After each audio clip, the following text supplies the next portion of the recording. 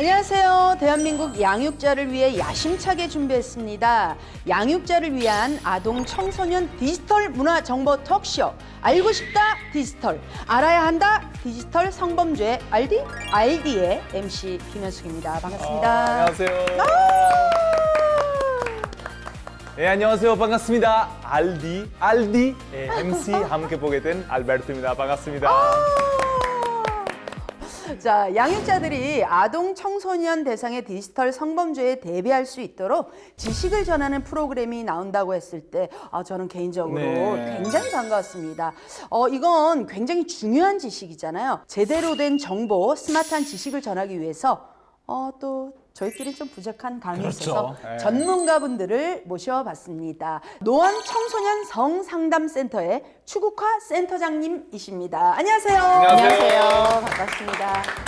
노원 청소년 성상담센터에서 아동 청소년과 성을 주제로 도란도란 이야기 나누는 추국화입니다. 반갑습니다. 도란도란. 반갑습니다.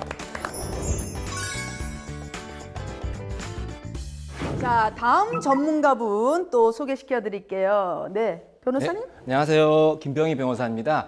저는 개인 사무실을 운영하는 변호사고요. 추가로 10대 여성 인권센터에서 법률 지원단을 8년 동안 맡고 있습니다. 반갑습니다.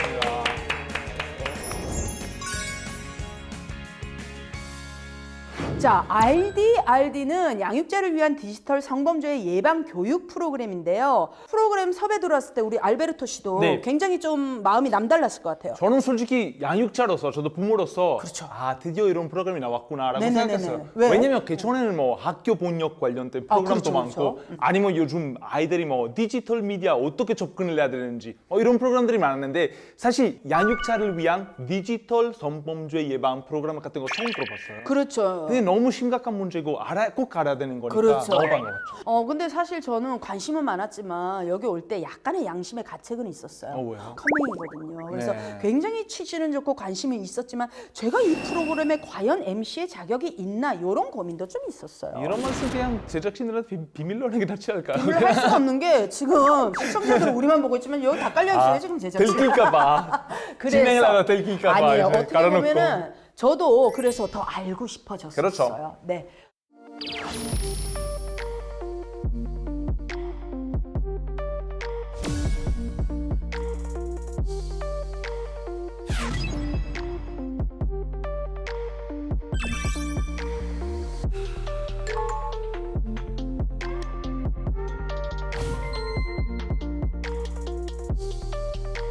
인스타그램 같이 하고요. 트위터도 하고.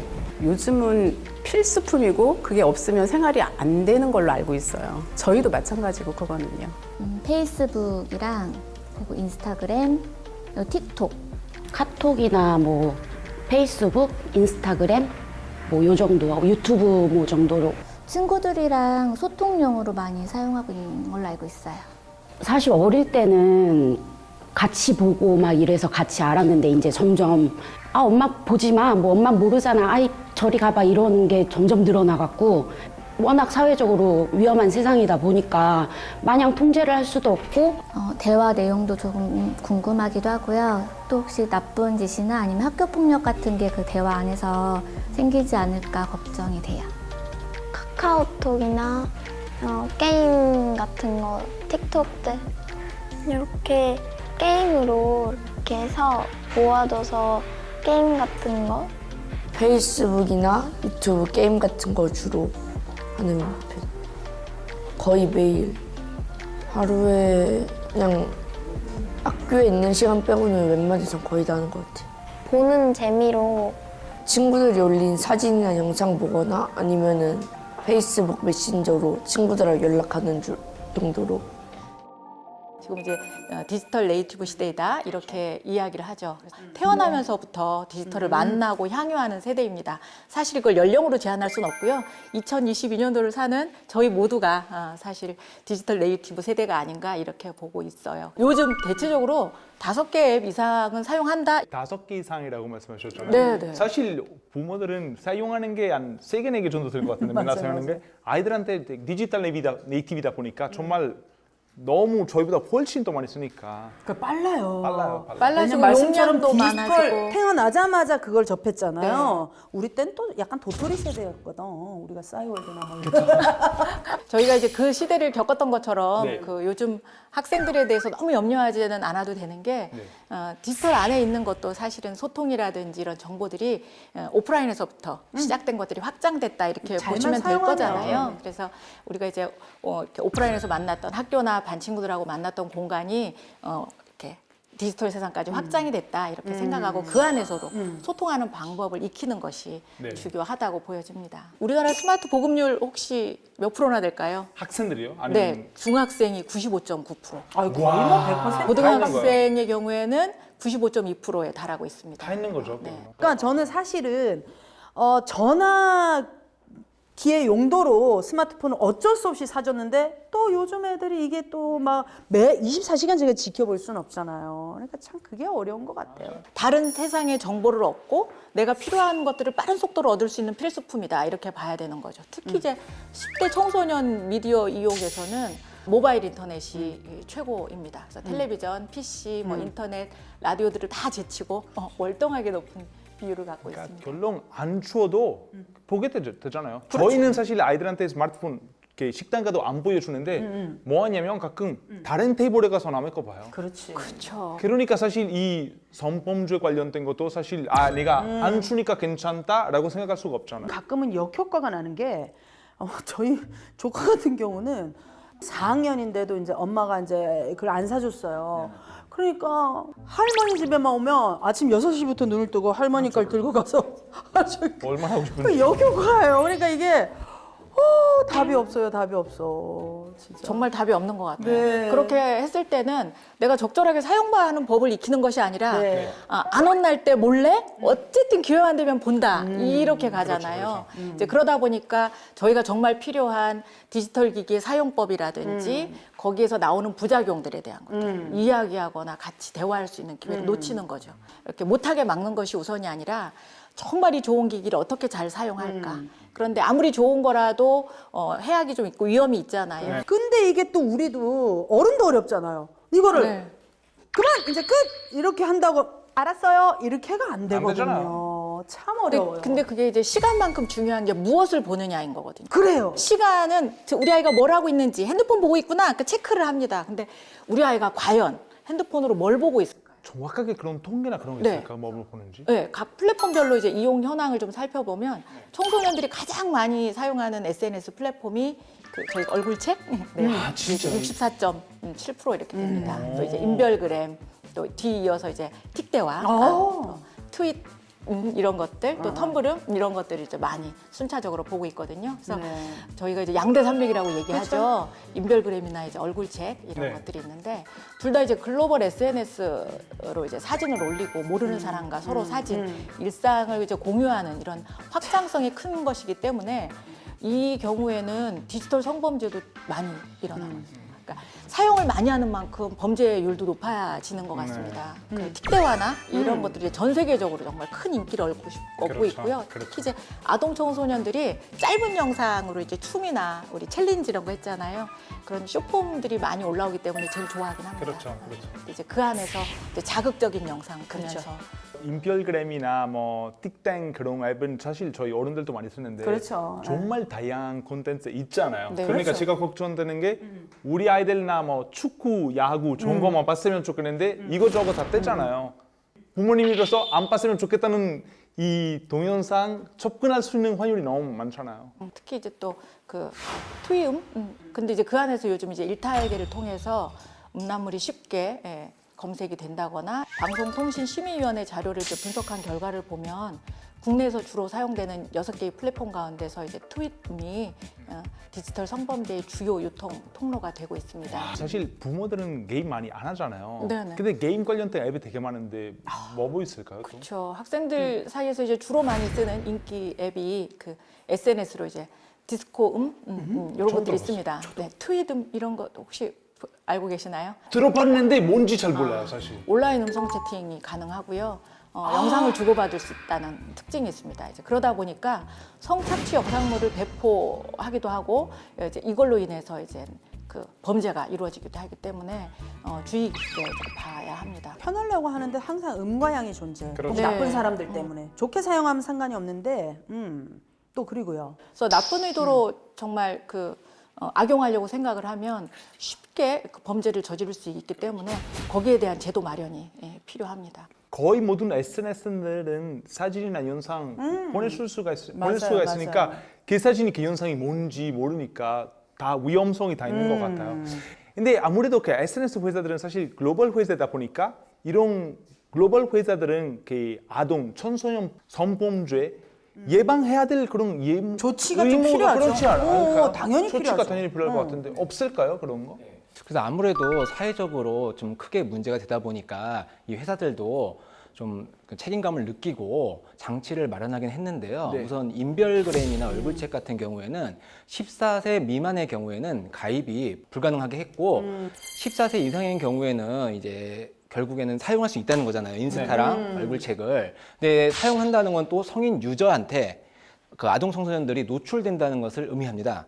이 문제를 막기 위해 인별그램에서는 2021년 7월부터 10대 신규 가입 계정자들의 기본 설정을 그 가입자들이 수락한 사용자만이 그 게시물을 볼 수 있도록 비공개로 전환했고요. 그다음에 계정 전환 시 유해 콘텐츠를 올려서 반복적으로 경고를 받은 성인은 미성년자 계정으로의 접근이 불가능하고 팔로우나 쪽지를 보내는 등의 활동을 할 수 없도록 했습니다. 또 얼굴책도 미성년자의 경우 서로 페이스북 친구를 맺지 않은 관계에서는 메시지를 보내지 못하게 하고 있습니다. 우리는 항상 이렇게 뭔가 우리 미성년자들 이렇게 문제가 생기면은 얘를 어떻게 금지시킬까?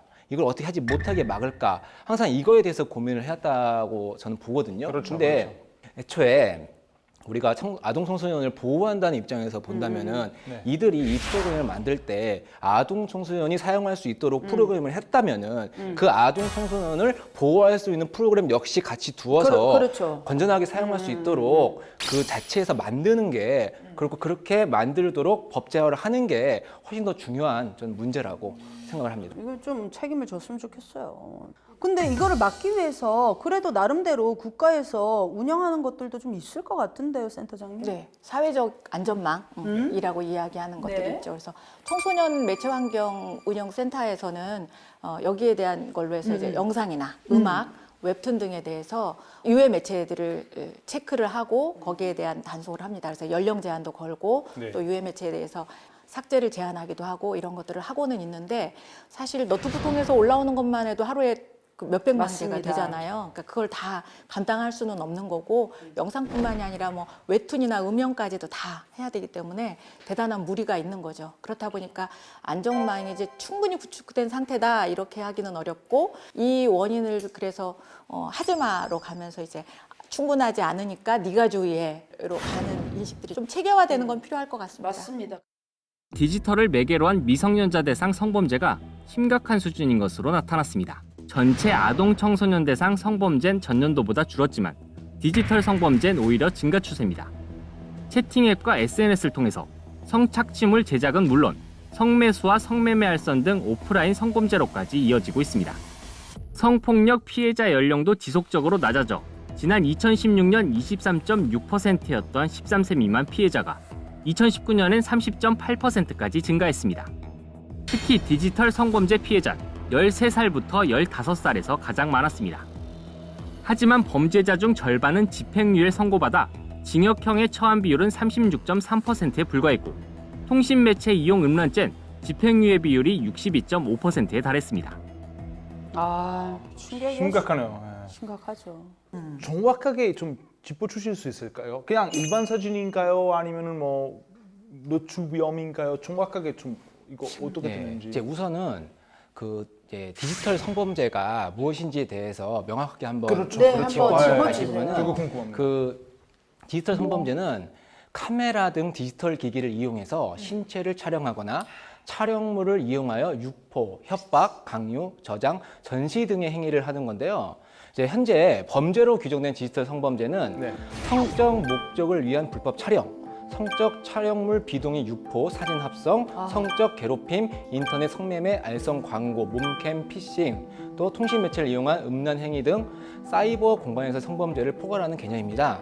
최근에는 이제 게임 내에서도 네네네. 굉장히 많이 늘어나게 됐고요. 네네. 또 아까 말씀하신 그 질문이 이게 얼만큼 심각한 정도냐고. 범죄인지 이거 제일 궁금하고 그리고 얼마나 심각한 건지 일단은 그거 그 성적인 메시지를 전달하는 것 자체가 범죄입니다. 미성년자에게. 네, 미성년자든 성인이든 어. 그건 마찬가지입니다. 둘 다 범죄는 맞습니다. 아 그렇죠 그렇죠 네네. 동의 없이 네, 동의 그런 없이. 거 예. 당연하죠. 최근에 굉장히 많은 고소가 이루어지고 네. 또 그걸로 인해서 형사처벌을 받는 사례는 많이 늘어나고 있는 건 사실입니다.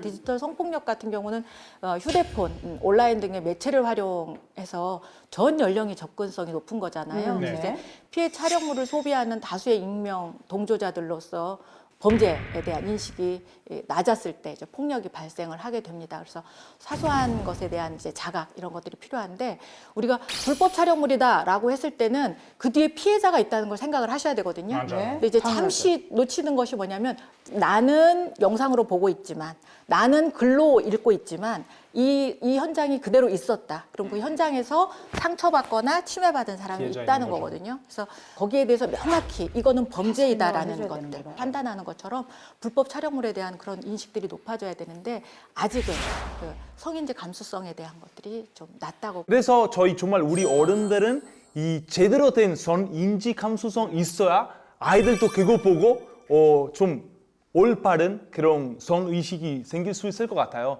그래서 저 디지털 성폭력에 대한 경각심이 어느 정도인지 양육자분들이 스스로 본인이 확인할 수 있는 체크리스트에 있다고 들었는데 맞나요? 네, 참고할 만한 체크리스트를 네. 가져봤습니다. 한번 살펴보실까요?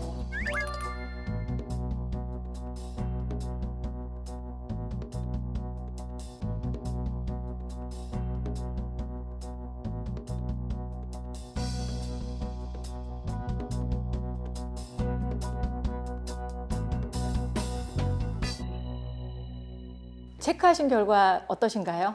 그 위에 체크리스트에서 그 한 문항이라도 체크를 했다면 네. 나도 모르는 사이에 성폭력 피해에 대한 편견을 갖고 있다고 볼 수 있습니다. 네. 저는 솔직히 거의 없는데 아까 그 하나가 좀 걸렸어요. 그거. 어떤 거요? 평생 뭔가 내가 겪어도 잘 살 수 있을까에 대한 공포는 있을 것 같아요. 저 만약에 당한 사람으로서는 겪었다는 것은 이제 가장 힘든 시기를 겪은 거고 거기를 우리가 이제 극복이라고 얘기하기보다는 회복이라고 이야기를 하잖아요. 네. 그래서 이제 일상으로 충분히 갈 수가 있고 또 내가 그걸 통해서 또 새로운 방향 전환을 해서 적극적인 다른 활동들이나 생활을 할 수도 있는데 이게 좀 어렵다고 생각하는 이유가 네. 2차 가해인 거죠.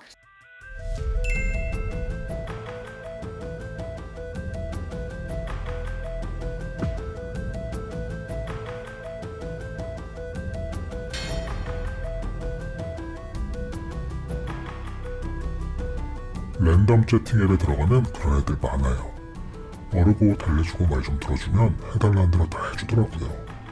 처음엔 양말 신을 사진을 보내주면 문화상품권을 보내주겠다고 몇 차례 했더니 얘가 날 믿는 것 같더라고요. 그 이후에 스타킹, 속옷 등의 사진을 계속 요구했어요. 네가 보내준 사진들 어디 퍼뜨리거나 부모님한테 말한다고 하면 더 다루기가 쉬워지죠.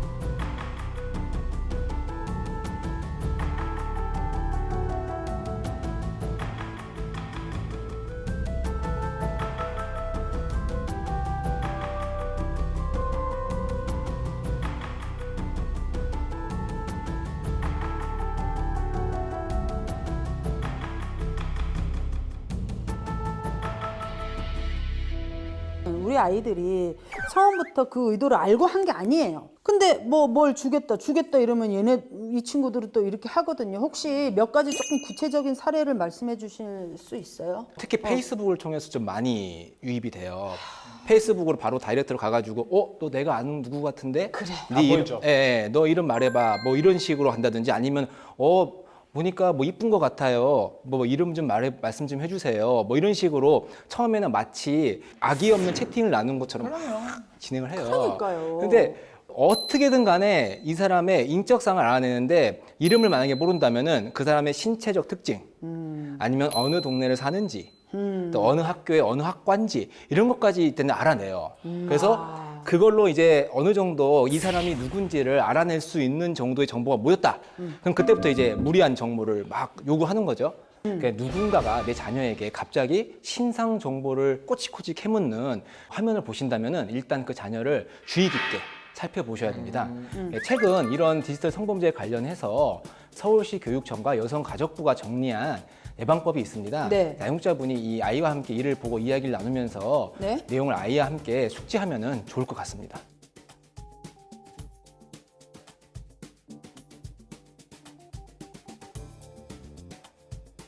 센터장님 그럼 마지막 사례 아까 그 단톡방에 사진 올리는 게 대해서 그래. 그것도 정리해 주시면 안 될까요? 네. 이거 너무나 어른들한테 자주 생기는 일이라서요. 네, 본인이 직접적으로 영상을 올리거나 유포하지는 않았지만 이제 이를 지켜보는 것만으로도 디지털 성범죄 가해가 되는 것이거든요.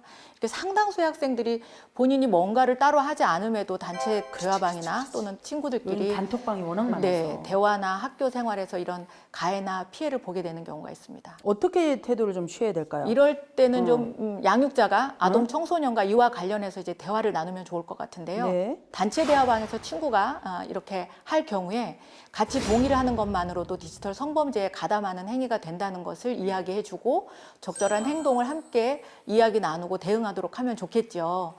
그리고 단체 대화방 안에서 잘못된 상황을 바로 올리거나 알려주는 것들 이런 게 이제 필요한데 단체 대화방에서 만약에 내가 불편한 상황이라든지 아니면 누군가를 지목을 해서 공격적인 언어라든지 성적 표현물을 자극하는 그래서 인권을 침해하는 상황들이 있다면 단톡방에다가 올리기에 불편할 경우에는 개인톡으로 좀 나와서 그렇게 해서 이제 가해 행위를 한 학생이라든지 피해 상황에 있는 학생한테 야, 너 지금 이 상황 내가 보기에는 불편해. 아니면 지금 갑자기 이런 얘기를 왜 하는 거야. 너 지금 장난이라고 하지만 심각한 것 같아. 라고 이야기를 했을 때 그대로 진짜 하면서 멈춰준다면 최고겠죠. 정말 친한 친구니까 같이 있고 싶잖아요. 근데 말씀하신 것처럼 차라리 개인적으로 따로 연락을 해서 심각성을 친구한테도 네, 심각성을 알려주는 게 제가 포인트인 것 같아요. 이거 범죄다, 조심해라 이렇게 얘기하는 게 범죄라고 명확하게 알려주는 명확하게 너무 알려주는 중요한 누군가가 교육이에요. 필요하구나. 이거는 정말. 왜냐하면 범죄라는 것 자체가 정말 법적 처벌을 받을 수 그렇죠. 있는 그렇죠. 예, 거기 때문에 정확하게 그리고 하나 더 빼놓을 수 없는 게 있습니다. 네. 바로 아이의 담당 선생님과 어떻게 소통할 것인가거든요. 아이의 디지털 성범죄 사실을 알아채는 것 중에 상당수가 양육자가 아닌 선생님이에요. 학교에서 발생하는 것이 아니라 디지털 안에서 이루어지는데도 이런 것들을 누구한테 먼저 이야기를 할까요? 친구들하고 이야기를 하게 되잖아요. 그래서 이제 친한 친구한테 얘기를 하면 그 친구가 야 이거는 위험하니까 알려야 돼라고 이야기해서 이제 선생님한테 같이 가자라고 이야기하는 친구도 있고 아니면 나는 듣기는 했는데 친구한테 같이 가자고 제안할 수 없을 때는 들었던 친구가 얘기할 때도 있거든요. 그렇다 보니까 선생님이 먼저 알게 되는 경우들이 많아요. 그래서 그랬을 때 선생님이 양육자한테 이런 사실을 알고 전달을 해주신다든지 연락을 했을 때 어떻게 소통하고 관계 맺을까에 대한 것도 한번 생각해 보셨으면 좋겠습니다. 정말 우리 선생님들 고생 많으십니다. 우리 선생님과 믿음을 가지고 집에서는 내가 정말 양육과 아이들의 그 교육을 담당한다면 공공에서 학교에서는 우리 선생님이 해주신다라는 믿음을 가지고 선생님의 말을 좀 그대로 인정해 주셨으면 좋겠어요. 네. 설마요 우리 애가요 잘못하신 거 아니에요? 라는 생각이 들었을 때 다시 확인하게 되거든요. 근데 선생님도 다 확인하진 않았을 거예요. 사실이 있다는 것을 인지하신 거거든요. 그럼 인지한 것들의 대응을 함께 하겠다는 의지로 연락을 주신 거기 때문에 우리 선생님이 해준 말을 충분하게 이해하고 앞으로 어떻게 대응할 것인가. 일단 신뢰를 대처에 해야겠어요. 대한 거죠. 네. 예, 사안을 인지를 했을 때 이게 부적절한 행동이거나 서로 사과하고 끝날 일이다 하면은 상담 기관을 통해서 뭐 소통하는 것 이런 것들을 이제 학교 내에 있는 위클래스나 네네. 이런 데서도 해주십니다. 그런데 이 사안은 성폭력적인 상황이야, 디지털 성범죄야라고 했을 때는 당연히 경찰에 신고가 우선이죠. 그래서 그 절차는 함께 갑니다. 경찰에 네네. 신고를 하고 네. 가해자 처벌을 위한 피해자 지원 방식들이 다 가는 네. 거고요. 그 안에 절차 안에서 상담 지원이라든지 또 치료 이런 내용들이 같이 가는 거죠. 우리가 구체적으로 그러니까요. 구체적으로 몰랐던 보면은 방식이 있다면서요. 애들이 어. 제일 무서워하는 게 네. 내가 이거 신고를 나 혼자 할 수 있을까? 네. 뭐 이런 것뿐이 좀 무서워요. 그리고 이걸 우리 부모님이 알게 되면 어떡하지? 예, 이게 제일 무서워요. 그래서 아이들이 성폭력 피해를 당했을 때는 해당 그 고소를 할 때 변호인을 국가에서 대신 선임해 줄 수도 있고 지원금을 줘서 그리고 조사를 받으러 갈 때는 센터의 직원이 함께 동석을 해요. 보호자 대신에 동석을 해서 보호자가 알지 못하는 과정에서 그 사건을 해결할 수 있도록 지원하는 제도도 있습니다. 네. 예, 그러니까 이런 일이 생겼을 때는 무조건. 그러니까 너무 혼자서 고민하지 마시고 바로 상담센터나 이런 데 가셔서 적절한 도움을 요청하는 게 일단은 저희가 말은 이렇게 해도 내 아이가 이렇게 디지털 성범죄 사실을 말을 했을 때 그렇죠. 이게 남의 얘기 듣는 거랑 제 느낌이 제 아이의 얘기는 좀 다를 것 같아요. 그래서 저 같으면 상상만 해봐도 굉장히 우왕좌왕할 것 같거든요. 대부분의 부모님들이 그러실 것 같아요. 이제 그래서 디지털 성범죄에 대한 사실을 알게 되었을 때 궁금하다. 양육자분들은 어떻게 대처할까 살펴봤거든요. 네, 함께 보실까요? 네.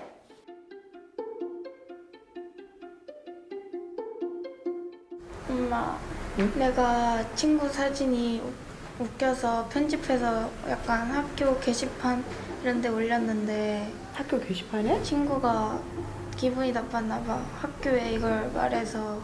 네가 했다고 이거? 만들었어? 괜찮아 이거? 엄마가 봐도 이거는 되게 기분 나쁠 것 같아. 그래서 너가 친구한테 사과를 해야 될 것 같고 사과하고 엄마도 그 친구 엄마한테 연락해서 따로 사과를 해야 될 것 같아. 너무 걱정하지 마. 엄마랑 그래 걱정하지 마. 엄마 아빠가 선생님한테 얘기하고 일단 같이 해결해보자.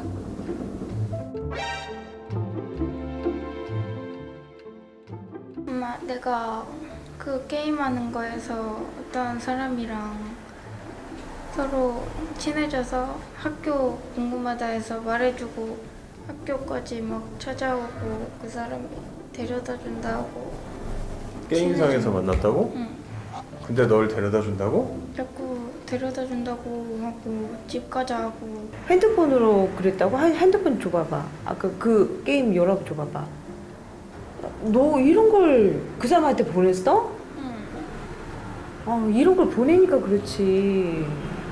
엄마가 선생님한테도 얘기를 해놓게. 혹시 선생님한테 학교에도- 말씀드린 적 없어? 응, 없어. 같이 말씀드리자 엄마가. 엄마가 내일 같이 갈게. 저 정도면 너무 침착하게 하신 것 같다. 그렇죠. 일단 저는 부모는 물론 아면 안 되는데 일단 소리 지를 것 같고 화내고 그리고 이거 사실 너무 가볍게 지나가는 일이 아닌 것 같은데. 먼저 해야 될 게 네. 우리 자녀가 부모님한테 얘기를 했다는 말이죠. 내가 스스로 해결할 수 없을 만큼 힘든 상황이 왔기 때문에 도움을 요청하는 거잖아요. 그렇죠. 근데 이제 부모님은 지금까지 네가 그렇게 견뎌왔을 거에 대해서 이런 불안과 어려움을 어떻게 했을까에 대한 마음 읽어주기가 먼저여야 되지 않을까요? 이런 상황에서 어떻게 감당했어? 우리 딸 다 컸네. 세상에 기가 막혀라. 너한테 이렇게 대한 사람이 있단 말이야? 말도 안 돼. 그래서 얼마나 너 혼자 불안했니? 이런 그래서 일단 공개 감정 공감. 읽어주기를 먼저 하고 공감해야죠. 이미 일어난 상황이기 때문에 거기에 대한 책임 부분은 나는 부모의 역할도 있다고 봐. 그래서 내가 할 수 있는 역할들을 열심히 찾아볼게. 제일 먼저 어디 가면 도움받을 수 있는 것부터 확인하고 알아볼게. 학교에다 혹시 연락해도 되겠니? 하고 물어봐야죠. 내가 일방적으로 학교에다 연락해서 어떻게 뭐 신고 조치할까? 경찰에 신고할까는 아니죠. 진술은 누가 해야 돼요? 당사자가 해야 됩니다. 그래서 그렇게 할 수 있는 진술할 힘이 있는지 경찰에다 얘기하고 싶은지 선생님한테 먼저 얘기하고 싶은지 확인해야 되거든요. 어머님한테 얘기한 만큼. 그래서 이런 과정들이 조금 세밀하게 갔으면 좋겠습니다. 그럼 첫 번째는 일단 아이의 아픔이나 불안에 대해서 공감을 해주고 두 번째는 명확하게 인지를 시켜준 다음에 해결 방안을 같이 모색을 해보자라고 명확하게 객관성을 띠고 얘기를 해줘야 되네요. 근데 이제 너의 잘못이야로 가면은 안 되는 거잖아요. 피해자이기 때문에 그렇죠. 네 잘못이 아니라 네가 감당하기 어려운 상황이 왔구나인 거죠. 지금 상황에서는 잘 처리하고 있고 위험한 할수 상황이었는데 우리가 함께 처리해보자로 가는 거고요. 이런 위험 상황이 노출되었을 적에 잘못된 행동으로 가면 더 위험해질 수 있는 것들은 객관적으로 해야 되거든요. 일단 진짜 만약에 우리 아이가 디지털 성범죄 가해자이거나 피해자일 때는 진짜 양육자로서 어떻게 대처하면 제일 좋을까요? 피해자도 있지만 진짜 가해자일 수도 완벽한 있잖아요, 그죠? 방법이 그냥 가해자일 수도 있잖아요. 예. 부모의 입장에서는 내 자녀가 가해자인데 신고하고 싶지 않죠. 호기심에서, 궁금해서, 사춘기라서 그런 거지 악의적인 마음으로 고의적으로 의도해서 한 건 아니에요. 라고 믿고 싶은 게 이제 부모의 마음입니다. 그렇다 보니까 사실 이제 가해자일 때는 지원을 받고 싶은데 성폭력 피해 상담소, 디지털 성범죄 피해자 지원센터는 있는데 가해자를 지원해 주는 곳은 없죠. 그렇다 보니까 뭐 신고 절차가 가면 그 법적인 거에 대해서 죗값은 충분하게 처벌에 대해서 인정하고 가해적인 행동을 했지만 거기에 대한 힘든 것들을 어떻게 같이 부모로서 견뎌주지? 이 부분이 이제 어려울 수 있거든요. 그래서 상황을 보는 건 중요한 것 같아요. 가해적 행위가 왜 일어났는지, 우리 자녀가 성에 대한 이해가 부족한지, 아니면은 디지털이나 이런 데서 나오는 왜곡된 성문화들을 많이 익히면서 거기에 대한 왜곡된 관점들이나 통념을 갖고 있는 건 아닌지. 또 이것을 행위로 했을 적에 상대방에 대한 공감력이 떨어져서 나만 재밌으면 되고 나만 신나면 되지. 같이 재밌자고 한 건데 왜 너만 억울하다 그래? 라는 인식을 갖고 있지는 않은 건지. 피해자일 경우에는 어떻게 돼요? 우리 아이 피해자일 경우에는? 원스텝이라는 이름으로 정말 시스템화되어 있고요. 특히 이제 디지털 성범죄 관련해서도 그 N번방 이후에 많이 강화가 되긴 했습니다. 그래서 여성가족부는 이제 2018년도 4월 30일에 디지털 성범죄 피해자 지원 센터를 열었거든요. 그래서 365일 24시간 피해자 상담을 하고 있어요. 그리고 불법 촬영에 대한 모니터링, 또 제일 중요한 게 이제 피해 촬영물 삭제인 거죠. 그래서 거기에 대한 수사 지원, 법률, 의료 지원도 연계해서 함께 하고 있습니다. 디지털 성범죄로 도움이 필요한 경우에는 꼭 이런 센터들에 대해서 적극 활용해 주셨으면 좋겠거든요. 저희가 법적인 네네. 것도 좀 궁금한데요. 네네. 요새는 애들도 아청아청 하더라고요. 뭐 자기 좀만 건들면 아청 막 이래요. 애들도 이제는. 그러니까 우리가 노동청 얘기하듯이 그런 약간 근로자들. 그러니까 이게 아동 청소년의 성보호에 관한 법률인데 이제 애들도 이제 자기를 뭔가 자기한테 뭔가 접근하거나 성적인 뭔가 하면은 당신 이거 위반이야? 이런 걸 어느 정도 인식하고 있다는 뜻으로 저는 받아들여요. 네, 좋은 이제 신호라고 생각합니다. 그래서 이제 아동 청소년의 성보호에 관한 법률을 보면요.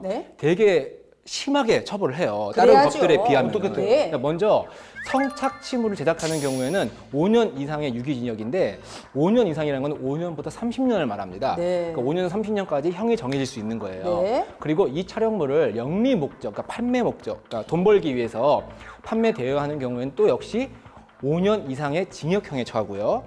그다음에 그냥 영리가 아니고 그냥 보여주는 거 있잖아요. 이런 식으로 하는 경우에는 3년 이상입니다.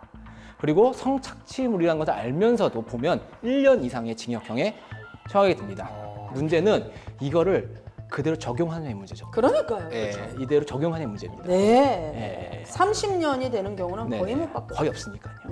다음으로 이 촬영물을 가지고 아동 청소년을 협박해서 오프라인 성착취를 하도록 하는 경우 역시 5년 이상의 징역형에 처하게 됩니다. 최근 이제 그루밍 성범죄가 늘어나게 돼서 아동 청소년에 대해서 성착취 목적의 대화를 해도 처벌 규정을 두는데 성적 수치심을 주는 수 있는 말을 반복적으로 하거나 그 말을 아동 청소년이 하도록 유도하는 경우 3년 이하의 징역 또는 3천만 원 이하의 벌금에 처하게 됩니다. 그리고 이제 아청법에서는 피해자인 아동 청소년을 보호하기 위해 수사 및 재판 절차에서 사적 비밀이 침해되지 않도록 주의할 의무와 수사 편의를 제공할 의무를 지고요. 재판 절차에 임하게 될 경우에는 가급적이면은 최소한으로 부르도록 이렇게 의무를 부과하고 있습니다. 그리고 그 수사를 하게 되면은 이제 진술 녹음을 해서 그 진술 녹음이 증거로 쓰일 수 있도록 재판 과정에서 재판 과정에서 쓰일 수 있도록 이렇게 조치를 취하고 아까 말씀드린 대로 부모가 부모에게 알리기 싫거나 이럴 경우에는 따로 신뢰 관계인을 지정해서 그 사람과 함께 조사를 받을 수 있도록 이렇게 제도를 두고 있습니다. 어쨌든 오늘의 우리가 이 프로그램의 목적성이 이왕이면 좀 대처를 어떻게 하면 잘할 수 있을까가 가장 주된 또 주제기도 하거든요. 우리 센터장님 어떤 게 현명할까요? 어떻게 대처하는 게? 제일 우선이 이제 아이 안심시키기죠. 같이 해줄 수 있는 사람이 있고 또 너보다 이 상황에 대해서 잘 처리할 수 있는 힘이 있으니까 내가 함께 해줄게 해서 함께 한다는 거에 대한 안전에 대한 것들 이야기를 해주셔야 되고요. 사실관계 확인이면 누구에게 어떻게 전송했으며 사진 어떻게 게시됐는지 이런 것들을 다 확인하게 되거든요. 아이가 준비되기 전까지는 사진을 일부러 보지 않았으면 좋겠고요. 그래서 사실 저희가 이런 사진이나 불법 촬영물이 있을 적에 보호자 핸드폰으로 저장하는 것이 아니라 아니라 저희 같은 이제 상담 기관에서 따로 저장을 해서 전문가에 의해서 이렇게 전달할 수 있도록 이렇게도 해드립니다. 그래서 다양한 절차들을 좀 확인을 하셨으면 좋겠고요. 네. 특히 이제 그 아이가 학교에서 취할 수 있는 행동에 대해서도 알아봐야 될 것 같아요. 학교 중에 중요한 협력자임을 인식을 하시고 담임 선생님과 함께 그 조력자로서 공유를 해야 되거든요. 근데 이제 학교에 알리면 소문나면 어떻게요에 대한 걱정들을 많이 하세요. 그런데 거기에 대한 조치를 취할 수 있도록 학교에 그 전담할 수 있는 분과 얘기를 해서 조력 지원을 받을 수 있도록 그게 하는 뭐 것이 담임 좋고요. 선생님이든 그 학교에 그렇죠. 배치된 상담 선생님이든 네. 그래서 거기에 대한 소문의 위험이 있다면 개인정보 보호에 대한 교육이 가기도 하고요. 성폭력에 대한 왜곡이 있다면 성폭력 예방 교육이 들어가기도 하고 그래서 전체 교육과 또 개별 지도에 대한 안전망들을 만드니까 거기에 대한 지원 함께 해주셨으면 좋겠습니다. 그리고 관련 피해 콘텐츠 다루기는 정말 중요한 거죠. 제일 중요한 삭제 요청. 이것은 전문기관의 도움을 요청을 하셔야 되고요. 경찰과 그 지원기관에서 같이 동조해서 빠른 속도로 삭제할 수 있도록 지원하고 있고요. 완벽하게 삭제되는 건가요? 완벽이란 말은 어렵겠죠. 왜냐하면 삭제를 해도 누군가가 또 올릴 수 있기 때문에 올리는 것에 대해서 반복해서 올라가는 거를 빠른 속도로 삭제할 수 있도록 해야 되거든요. 그래서 거기에 대한 최대한 지원을 하고 있습니다. 아이에게 현재 진행 사항이 알려주는 것들이 필요한데요. 현재 일어나는 것에 대해 결과를 알려주는 게 아니거든요. 진행 사항을 알려주는 거예요. 그래서 너가 내일은 진술을 하러 갈 수 있고 학교를 내일 가는데 너가 이 사실을 다 알려주지 않아도 돼에 대한 안정감, 그다음에 평소와 다름없이 학교 생활을 할 수 있는 것들, 그리고 학교와 함께 안전계획 수립하는 것이 필요합니다. 그래서 여기에 대한 것들은 우리 아이가 가장 오랜 시간 또 또래와 함께 있는 곳이 학교라는 공간이기 때문에 그 안에서 할 수 있는 장기적인 목표들을 가지고 공동체 안에서 할 수 있는 힘이 이루어져야지 디지털 안에서. 디지털은 혼자 있는 공간이 아니거든요. 내가 방에 혼자서 핸드폰을 하고 있지만 나는 어딘가랑 소통하고 싶어서 보고 싶어서 그 도구가 핸드폰을 기계일 사용하고 뿐인 거죠. 있습니다. 그래서 그 스마트폰을 사용한다는 건 함께 하고 싶은 이유가 있기 때문에 공동체에 대한 이해를 높여주는 것들이 필요합니다.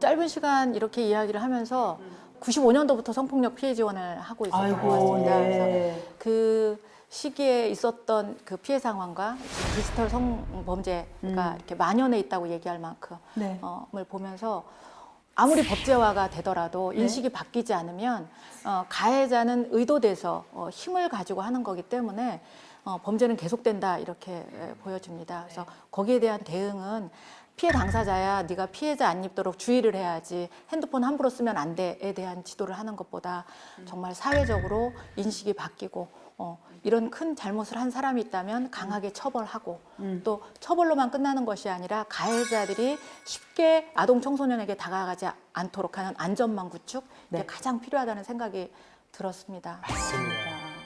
각자의 일단은 갖고 있는 지식과 행동 대처들이 정말 중요한 것 같아요. 어떠셨어요? 네, 저는 이제 변호사로서 이제 이 프로그램과 관련된 사건들을 맡으면서 가장 안타까웠던 부분은 왜 사전에 이거를 예방할 수 없었을까? 이 부분이 그리고 어떠한 상황이 위험 신호를 보내주는 것인지를 알아야 예방을 할 수가 있는 거잖아요. 그런 차원에서 굉장히 보람 있는 시간이었다고 생각을 합니다. 또 개인적인 생각으로는 이제 디지털 기기의 사용을 막는 것은 더 이상 이제 무의미해졌다고 저는 생각을 해요. 그리고 최근 이제 가해자의 연령도 많이 낮아지고 있거든요.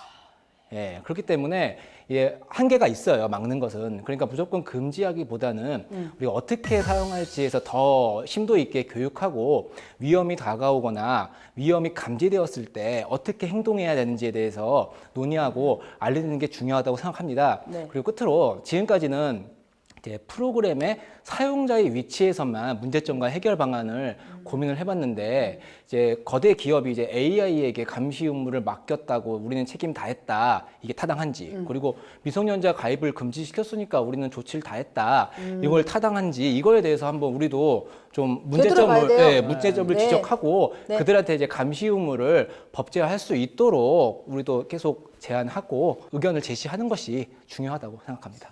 계속해서 관심을 가지고 개선을 해 나가야죠. 지켜보고 변화하는 수밖에 맞아요, 없습니다. 맞아요. 어떡하겠습니까? 다 같이 움직여야 되고 다 같이 네. 문제 인지하고 예방해야 되는 거죠. 맞습니다. 어쨌든 뭐 아는 것이 힘이다. 이런 유명한 말이 있지 않습니까? 아동 청소년들의 디지털 문화부터 디지털 성범죄 예방 대처법까지 저희가 그래도 짧은 시간 안에 그래도 알아봤는데요. 오늘 토크쇼를 하면서 디지털이라는 게 이제 좋고 나쁘다는 이분법적인 어떤 개념보다는 예를 들어 뭐 자동차처럼 잘 사용하면 굉장히 유용하고 잘못 사용하면 위험한 도구나 마찬가지다라는 말씀을 좀 드리고 싶고요. 그래도 뭐 교통사고 아무리 위험하지만 제대로 안전 운전하면은 자동차만큼 편하고 좋은 게 없잖아요. 네, 아동을 보호하기 위한 교통 법규도 시대의 변화에 맞춰서 나날이 이제 달라지고 있는 만큼 디지털이 생활에 더 밀접해지고 디지털 성폭력의 위험성이 높아지고 있는 지금 우리 아이들이 안전하게 디지털을 이용해서 더 크게 더 멀리 나아갈 수 있도록 우리 양육자분들 또 이런 전문가분들 함께 힘써 주셨으면 좋을 것 같습니다. 자, 그럼 이쯤에서 대한민국 양육자를 위한 아동 청소년 디지털 문화 정보 토크쇼 RD 나와주셔서 오늘 감사합니다. 감사합니다. 고맙습니다.